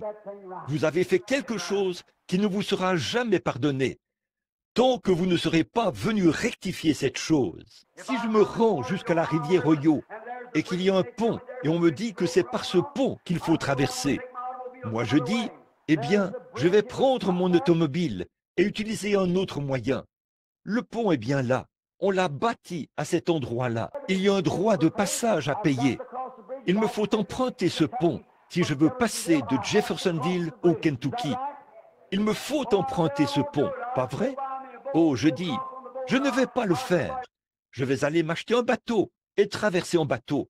Ou je vais engager quelqu'un. Écoutez, ce pont fait l'objet d'une concession. Quand vous arriverez sur l'autre rive, les autorités vous rencontreront là-bas et vous arrêteront pour l'avoir fait. C'est tout à fait vrai. Ce n'est pas étonnant que Jésus ait dit, un homme est entré sans l'habit de noces. Il a dit, mon ami, qu'est-ce que tu fais ici? qui t'a fait entrer ici? Et cet homme était désemparé. Pourquoi n'en avait-il pas? Dans la parabole, là, l'époux, aujourd'hui en Orient, c'est l'époux qui prépare le souper des noces. Et quand il le fait, c'est à lui de fournir l'habit de noces. Jésus-Christ a préparé le souper des noces qui aura lieu à la fin de la vie. Et c'est à lui de pourvoir à la préparation des habits de noces. Et à la porte, le portier, pour ainsi dire, où l'un de ses amis intimes se tenait là. Et chaque homme qui se présentait là avec un billet recevait le même genre d'habit de noces. On l'en revêtait. S'il était venu en haillon ou un habit somptueux, il revêtait quand même l'habit de noces, parce qu'il aura la même apparence que tous les autres. C'est tout à fait vrai. Et frères, quand nous arriverons au souper des noces, il nous faudra revêtir le même habit de noces que saint Paul avait à son époque. Il nous faudra avoir le même baptême du Saint-Esprit. Il nous faudra avoir le même évangile qui brûle dans notre cœur, le même amour, sinon nous serons rejetés. Vous dites, eh bien frère, j'étais pentecôtiste, Non monsieur, ça ne vous couvrira pas du tout. J'étais méthodiste, j'étais presbytérien, je faisais partie du Branham Tabernacle. Ça n'aura rien à y voir. C'est vrai, vous voyez la vérité de l'Évangile. Comment Paul baptisait-il? Comment l'Église primitive baptisait-elle? Au nom de Jésus-Christ. Que faisait-il à cette époque-là? Ils enseignaient la guérison divine. Ils enseignaient la puissance de Dieu. Ils enseignaient le retour littéral. Ils enseignaient le fait de participer aux ordonnances naturelles, le lavage des pieds et le pain de communion et des choses comme ça. Ils rompaient le pain dans les maisons avec simplicité de cœur. Pas vrai? Oui, monsieur. Ils croyaient qu'il fallait réprimander le péché là où il y en avait et redresser les choses. Le cas d'Ananias et Saphira n'était pas facile, mais Pierre s'est adressé à eux et leur a dit ce qui leur arriverait. Quand Simon le magicien a cru, il s'est présenté là. Il voulait acheter le Saint-Esprit ou être un gros bonnet dans l'église. Il a dit, je vais mettre beaucoup d'argent dans le trésor. Alors vous, laissez-moi aller de toute façon. Pierre a dit, que ton argent périsse avec toi. Et ils n'ont pas touché à cela. Que Dieu bénisse ces hommes qui avaient une vraie conviction du Saint-Esprit, car ils avaient vu et dit la vérité. Voilà, c'est ça. Simon, tu as tort. Simon savait qu'il avait tort. Ainsi, si vous refusez d'y marcher, vous blasphémez contre le Saint-Esprit. Car si quelqu'un pêche volontairement, après avoir reçu la connaissance de la vérité, il ne reste plus de sacrifice pour le péché. Ne volera point. Tu ne mentiras point. Nous avons vu cela ce matin et nous avons montré qu'on ne savait pas ce qu'était le péché jusqu'à ce que la loi le mette en évidence. Tout comme s'il n'y avait pas de loi ici dans la ville. Ce ne serait pas une infraction de griller un feu rouge, à moins que ce soit qu'il y ait une loi contre cela. Il n'y aurait pas de loi, il n'y aurait pas de loi. Ce ne serait pas mal de rouler dans les rues à 140 km à l'heure, à moins qu'il y ait une limitation de vitesse. Et nous n'aurions jamais su ce qu'est le péché s'il n'y avait pas de loi. Ainsi quand la loi est venue et a mis en évidence ou manifesté le péché, la grâce de Jésus est venue et a ôté de votre cœur le désir du péché. Vous voyez, ça a ôté le péché, la chose la plus élevée dans les cieux. Dieu lui-même est devenu la chose la plus vile sur la terre, au point de représenter même un serpent. Le saviez-vous? Il était un serpent d'airain dans le désert. Pas vrai? De l'élément le plus élevé de toute l'éternité à la créature la plus vile de la terre et de la chose la plus sainte qui soit à la chose la plus impie qui soit, car il a pris sur lui le péché de chaque homme, de chaque bête, de chaque mortel, et il est mort en tant que pécheur, portant sur lui vos péchés. Le deuxième homme n'aurait pas pu venir. La deuxième personne de la divinité n'aurait pas pu venir. La troisième personne de la divinité n'aurait pas pu venir. La quatrième personne, les anges n'auraient pas pu venir. Dieu lui-même est descendu le plus élevé, il s'est fait le plus vil, afin d'ôter le péché. Ainsi, hommes et femmes, observez ce qu'il a dit et croyez-le. Eh bien, la Bible, quand il pêche volontairement, l'homme quand il venait poser sa main sur l'agneau mourant, il disait, j'ai commis un adultère, souverain sacrificateur, et j'offre cet agneau sans défaut, un type de Christ. Il posait sa main sur sa petite tête, on lui tranchait la gorge, et il frémissait, bêlait et mourait et tremblait. Il savait que ses péchés étaient portés par cet agneau. C'est lui qui aurait dû mourir de cette manière. Il fallait qu'il meure. Si ce substitut innocent n'était pas mort à sa place, on inscrivait ensuite son nom, Monsieur Jean Untel, dans le registre. C'était conservé là. L'un des Lévites conservait cela très bien, le scribe. Alors on conservait cela. Il avait commis cet adultère. Il avait offert cet agneau pour cela. Là, il reconnaissait que la parole de Dieu exigeait de le faire. Une seule fois par année. C'était tout. Eh bien, il repartait avec le même désir. Il revoyait cette femme et commettait adultère de nouveau. Il ramassait du bois le jour du sabbat. Peu importe le péché qu'il avait commis. Il revenait avec un autre agneau lors de la purification du sanctuaire. Et quand il revenait, quel est votre nom? Jean Untel. On regardait le registre pour trouver Jean Untel. Quel est votre crime? J'ai commis adultère. Oui, nous l'avons attrapé, nous l'avons surpris en flagrant délit. Eh bien, vous avez déjà fait cela. Vous avez eu une expiation. La parole de Dieu exige qu'on vous lapide. Alors, on le traînait à l'extérieur de cet endroit et on le lapidait sans miséricorde.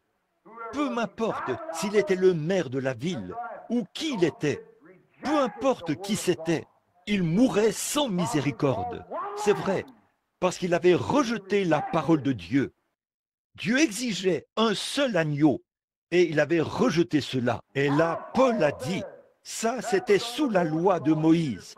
Celui qui violait la loi de Moïse mourait sans miséricorde, sur la déposition de 2 ou de 3 témoins qu'il avait surpris en flagrant délit. À combien plus forte raison, après qu'un homme pose sa tête sur l'agneau de Dieu, le Fils de Dieu, et son cœur était déchiré, il était blessé, et ses larmes coulaient sur ses joues.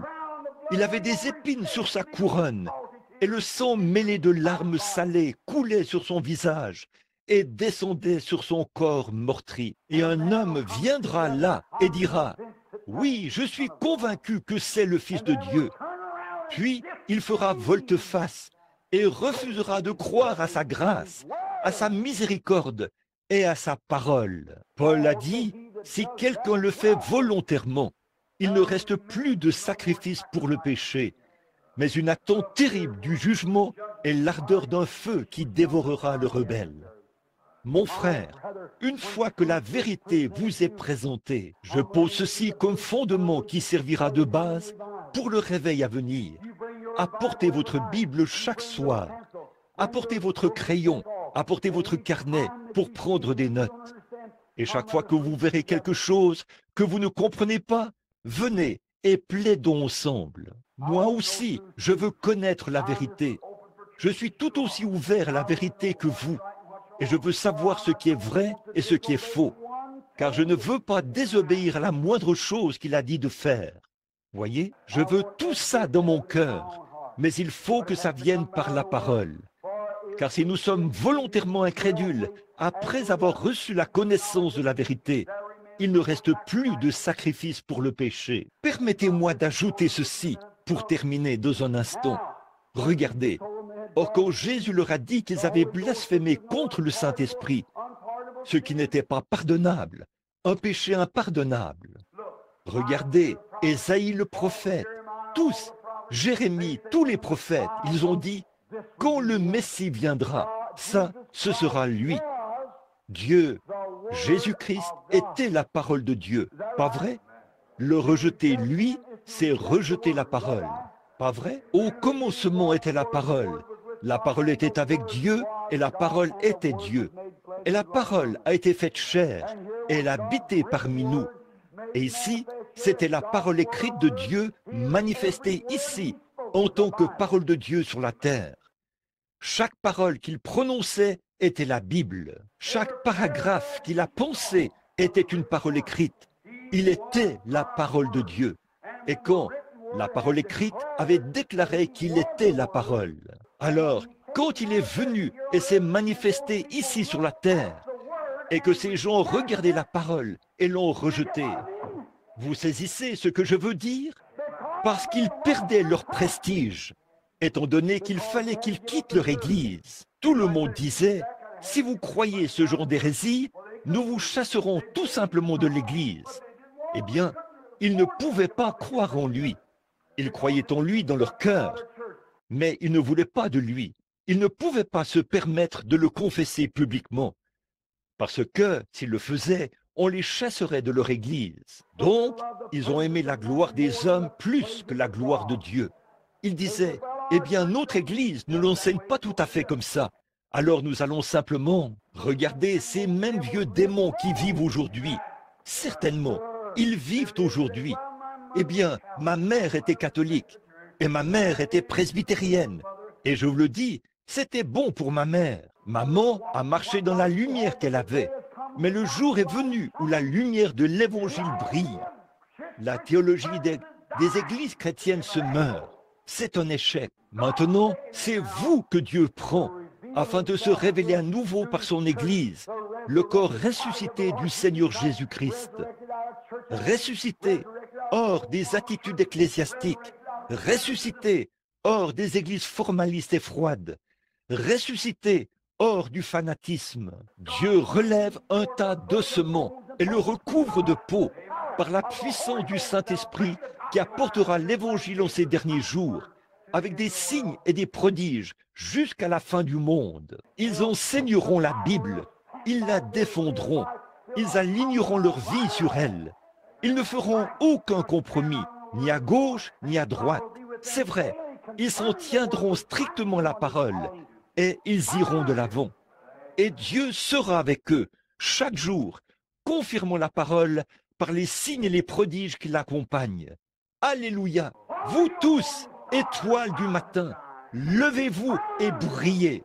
Alléluia! Il y en avait un qui se tenait là-haut, sur la tour de garde. On a dit, « Ô sentinelle, que dis-tu de la nuit ?»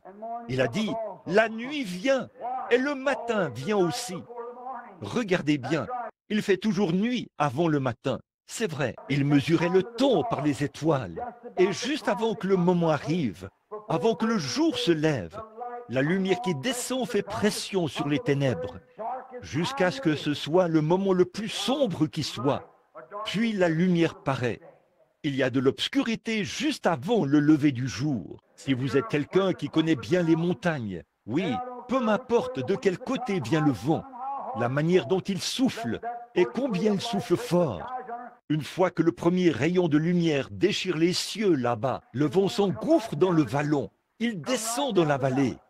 Peu m'importe le type de vent qui souffle, il s'arrêtera au lever du jour et s'engouffrera dans le vallon. Oh, alléluia! Frère Fink était étendu là l'autre soir. Frère Robertson et moi et les autres, je suis sorti et j'ai mis mes souliers. Je me suis mis à pleurer. Je suis retourné dans la tente. J'avais eu une révélation alors que je me tenais là. Je suis retourné dans la tente et frère Wood était étendu là. Il dormait à poing fermé et j'étais assis là, juste à côté, à l'intérieur, en train de pleurer à chaudes larmes. Je tremblais parce que j'avais vu quelque chose. J'ai dit, oui Seigneur, la nuit vient et le jour vient aussi. Nous traversons une période de grande oppression où les théologies et tout ce qui a trait aux églises disent « Venez vous joindre à la nôtre, venez vous joindre à la nôtre, venez vous joindre à la nôtre. » Mais juste au moment où le jour commence à se lever, ce vent impétueux s'engouffre de nouveau dans le vallon. Là, dans l'église, comme ça, juste au lever du jour. Oh, ce doit être le lever du jour, alléluia! Car la même puissance du Saint-Esprit revendique le même évangile qu'au commencement. Elle le revendique à nouveau aujourd'hui. Alléluia! Oh là là! Je suis heureux que nous marchions vers Sion, l'église du Dieu vivant. Alléluia! Je crois. Vous pensez que je suis bruyant? J'ai des raisons d'être bruyant. Je vous le dis, mon frère, quand le sang de Jésus-Christ vous purifie de tout péché. Depuis 23 ans maintenant, j'ai vu la conduite du Saint-Esprit. Je m'abandonne à lui, sans prêter attention à ce que quiconque dit. Cela a mis dans mon cœur quelque chose qui est ancré là-dedans, quelque chose que je n'ai pas mis de moi-même. C'est le Saint-Esprit qui l'a mis là-dedans. Dieu a la vérité pour moi.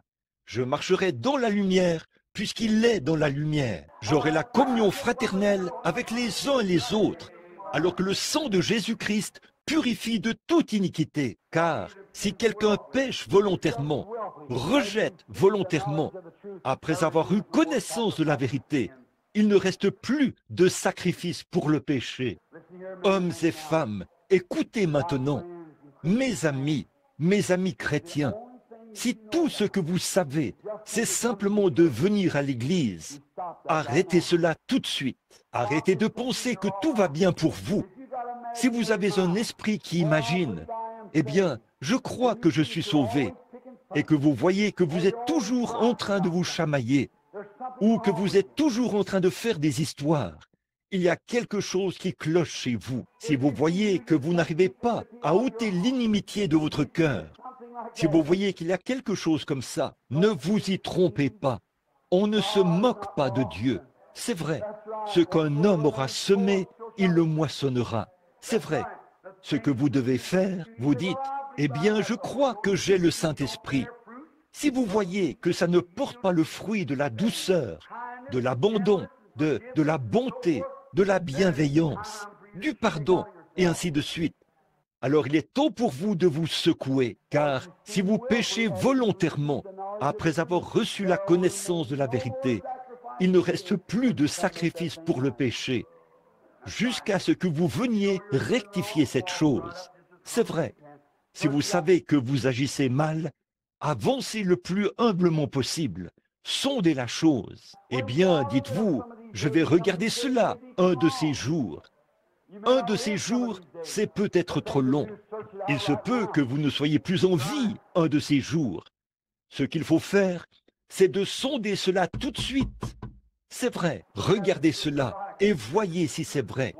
Et si c'est la vérité, marchez-y et Dieu vous bénira. Permettez-moi de vous dire une chose dans un instant là, avant que nous terminions.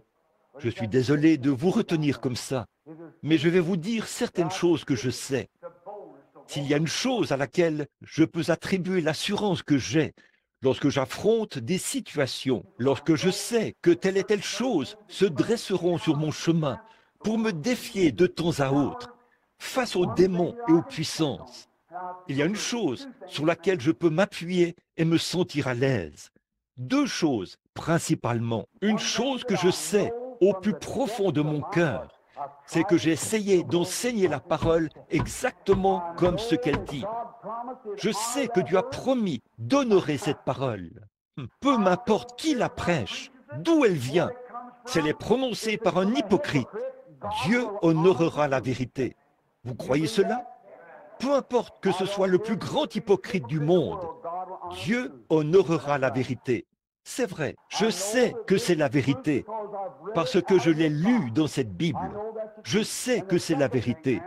Et ensuite, la deuxième chose que je sais, c'est que cet ange, quand il est venu à moi là-bas, il a dit, « Ne crains point, je serai avec toi. » C'est vrai, c'est pourquoi, alors que je ne savais pas comment m'y prendre, je me suis avancé pour affronter des situations, sans avoir de vision, sans savoir quoi faire.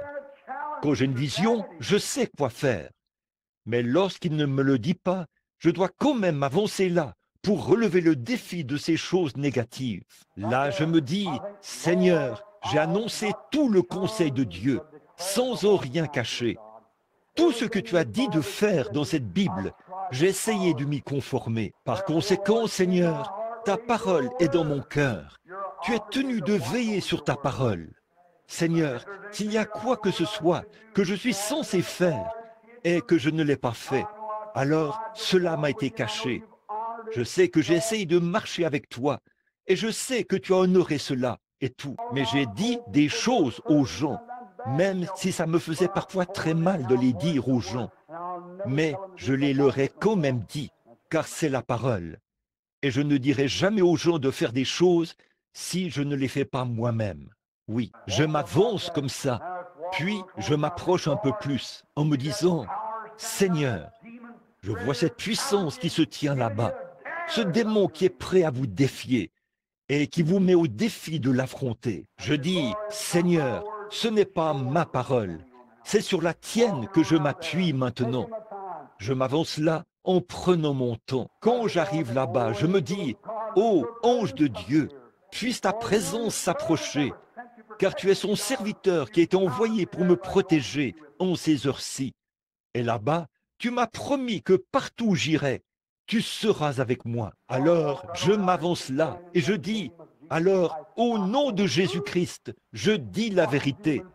Voyez comme les démons se mettent à hurler. Voyez comme les choses se produisent. Parce que Dieu est tenu d'exécuter sa parole. Mais si je savais que ces choses sont vraies, notamment les baptêmes, le baptême du Saint-Esprit et toutes ces autres choses et tout, si je savais que c'est la vérité, et simplement à cause de mon désir d'être populaire parmi, et que quelqu'un me passe la main dans le dos et dise « docteur, révérend ou évêque » ou quoi que ce soit d'autre, tu as prêché une bonne prédication. Ça, c'est la gloire des hommes. Je préférerais qu'ils ricanent, qu'ils se moquent de moi, qu'ils me ridiculisent de toutes les manières, et savoir que je suis resté fidèle à Dieu. C'est ça, c'est vrai. Je ne veux pas la gloire des hommes. Je veux la gloire de Dieu. Tout ce que je veux, c'est de savoir que j'ai annoncé la vérité sans en rien cacher. Et si vous rejetez cela, c'est votre affaire. Voyez, c'est vrai. Mais permettez-moi de vous dire la vérité de l'Évangile maintenant, en vue du réveil à venir. Si un homme ne naît d'eau et d'esprit, il n'entrera point dans le royaume. Ce sont les paroles de Jésus-Christ dans Jean chapitre 3. Il le disait à un grand chef. C'était un homme religieux, c'était un homme de renom, c'était un homme pieux, c'était un docteur, c'était un érudit. Tout ce qu'on pouvait attendre de lui, il l'était.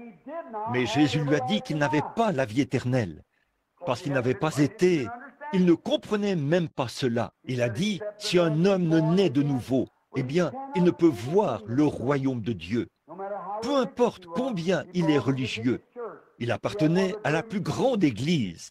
Il avait l'un des plus grands noms. C'était un docteur de la Bible. Et pourtant, il n'avait pas vécu l'expérience de la nouvelle naissance.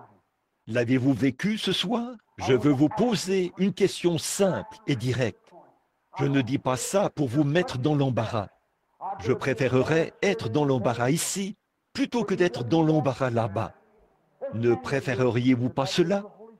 Beaucoup d'entre vous ici recherchent le baptême du Saint-Esprit. Beaucoup d'entre vous ici m'ont observé depuis que je ne suis qu'un jeune homme, juste un gamin ou un adolescent qui prêchait l'Évangile. Et je n'ai pas du tout dévié de l'Évangile avec lequel j'ai commencé. J'enseigne toujours la même chose, car cela ne m'a pas été donné par un séminaire. Et cela ne m'a pas non plus été enseigné par l'homme.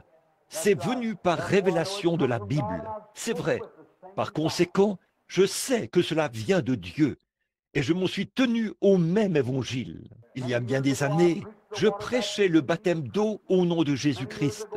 Il y a bien des années, je prêchais la purification de l'âme humaine par le sang de Jésus-Christ, par le moyen de la sanctification. Je prêchais le baptême du Saint-Esprit comme étant une confirmation ou le scellement du peuple de Dieu dans le royaume. Vous savez que c'est vrai. J'enseignais la guérison divine, j'enseignais la seconde venue, j'enseignais le lavement des pieds, j'enseignais la communion, j'enseignais la sainteté devant le Seigneur. J'ai enseigné toutes ces choses dès le départ. J'ai enseigné que le parler en langue n'est pas la preuve qu'on a le Saint-Esprit. J'ai enseigné que pousser des cris n'est pas la preuve qu'on a le Saint-Esprit. Vous ne pouvez dire d'aucune de ces choses que c'est la preuve du Saint-Esprit ou la seule preuve. Il se peut que ce soit la preuve que le Saint-Esprit est là. Il se peut que chanter soit la preuve que le Saint-Esprit est là. Il se peut que parler soit la preuve que le Saint-Esprit est là. N'importe lequel de ces signes pourrait l'être. Mais ce ne sont pas des preuves infaillibles. Il n'y a qu'une seule personne qui puisse dire que le Saint-Esprit est là. Dieu lui-même. C'est lui le juge. J'en ai vu qu'on chantait, j'en ai vu qu'on parlait, j'en ai vu qu'on poussait des cris, j'en ai vu qu'on parlait en langue et fait toutes ces choses, mais ils ne l'avaient pas. Leurs fruits prouvaient qu'ils ne l'avaient pas. Vous avez toute la foi possible en moi, je suppose, pour croire que je l'ai. Moi aussi, Dieu le sait. Je crois que vous l'avez. J'ai toute la foi possible en vous pour le croire. Vous êtes gentil, plein d'amour, doux et tout. Je crois que vous êtes des chrétiens. Je crois que vous avez le Saint-Esprit. Je ne pourrais pas le déclarer sous serment. C'est Dieu qui le sait. C'est vrai, vous voyez. Alors nous ne pouvons pas juger par ces choses. On ne peut pas attribuer cela à Dieu et dire, voilà, c'est ça, parce que c'est lui le juge. Nous n'avons pas été envoyés pour juger. Nous avons été envoyés pour prêcher. Pas vrai? C'est vrai, prêcher. Et je peux vous apporter la vérité.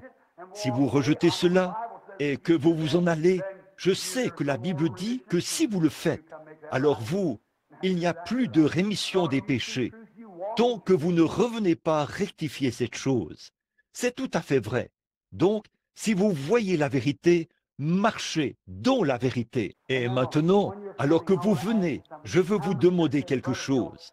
Combien ici disent, frère Bill, tout de suite, je le dis aussi clairement que possible devant les gens. Je pourrais mourir avant même de quitter ce bâtiment. Mais je veux que Dieu sache et que les gens sachent ici que je veux le vrai baptême du Saint-Esprit. Voulez-vous lever la main pour dire « Je veux vraiment le vrai baptême ». Que Dieu vous bénisse. Nous avons là la possibilité d'avoir un réveil. Et écoutez, mes amis, ne venez pas en disant « Eh bien là, si je ressens vraiment des frissons, et si je le reçois de la même manière dont la sœur l'a reçu. » Cette manière dont la sœur l'a reçu, ne cherchez pas à le recevoir de la même manière. Venez simplement avec un cœur pur, en croyant que Jésus-Christ est le Sauveur, que vous l'avez accepté, que vous croyez que Dieu tiendra sa parole, et que vous vous attendez à recevoir le baptême du Saint-Esprit, et il vous le donnera. Dites, Seigneur, réponds cela sur moi, comme bon te semble, pourvu que j'aie le Saint-Esprit. C'est tout ce que je veux, le baptême du Saint-Esprit. Donne-moi quelque chose qui ôtera cet égoïsme. Donne-moi quelque chose qui ôtera toute cette crainte et ces doutes. Ô Seigneur, ne me fais pas. Si tu me fais pousser des cris, j'en ai vu qui ont poussé des cris et dont la vie ne cadrait pas avec cela. Ne me fais pas parler en langue. Seigneur, j'en ai vu qu'on parlait en langue et dont la vie ne cadrait pas avec cela. Mais Seigneur, mets en moi quelque chose qui vivra en moi, qui me fera marcher chaque jour comme un chrétien. Cela me fera aimer mes ennemis. Cela me fera dire du bien de ceux qui disent du mal de moi. Cela fera en sorte que je serai prêt à me repentir de tout ce que je fais de mal, à m'avancer et à confesser mes torts. Je dirai, j'ai tort. Pardonne-moi, ô Dieu. Ça, c'est le genre d'esprit que vous voulez, n'est-ce pas? Oui, monsieur. Rends-moi humble. Quand mon pasteur voit quelque chose qui cloche chez moi, il vient et me dit, eh bien, frère ou sœur, vous ne devriez pas faire ces choses. Rends-moi humble pour que je dise, oui, mon frère, veuillez m'aider à prier. Je ne veux pas de ce genre d'esprit sur moi. Vous ne voulez pas de ce genre d'esprit, n'est-ce pas? Vous ne voulez pas vous promener là, enflé d'orgueil, en disant, eh bien, ce n'est pas son affaire de me reprendre. Je sais à quoi m'en tenir. Oh, mes amis, quand vous faites ça, vous pouvez voir sur le champ que vous êtes en dehors de la volonté de Dieu. Vous pouvez voir que vous avez tort dès le départ. Pourquoi ne pas être humble et vous soumettre au Saint-Esprit et dire, oui, je vais m'associer à toute l'Église du Dieu vivant. je vais aller de l'avant. Si je vois quelque chose qui cloche chez ma sœur, je vais prier pour elle. Si je vois quelque chose qui cloche chez mon frère, je vais, s'il continue, je vais aller chez lui et dire, mon cher frère, laisse-moi prendre ta main un instant. M'aimes-tu? Oui, je t'aime. Tu sais, nous prenons de l'âge et il ne veut pas aller dans l'enfer du diable. J'ai remarqué que tu faisais une certaine chose. Eh bien, prions ensemble à ce sujet. Vous voyez, quelque chose comme ça. Et là, si le frère ne vous reçoit pas, alors vous n'y pouvez rien. Ensuite, demandez à un autre frère de vous accompagner. Et s'il devient hautain, alors